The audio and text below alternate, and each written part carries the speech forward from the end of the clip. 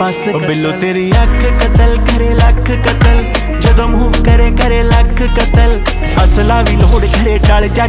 छड़ अखां नाल करने तू पास कतल 47 है वेट 47 नू मार कले एमजी दे पट्टे जियां जुल्फां ते हार करे मारेंगी तू किसे नू बरूद दी पुड़ी ए नकरा बरहटे वांगू सीने चो पार करे नक विच पाया कोका होंदे तड़वा के ऑटोमैटिक जेन तू शकीनी रखे ला के कद तेरा रफल पठानी वर्गा M16 जही रखिया तू फिगर बना मामी सच कतल तेरा टच कतल बीजा नाल करे वखो वख कतल तेरे अगे आके असीं आप खड़ गए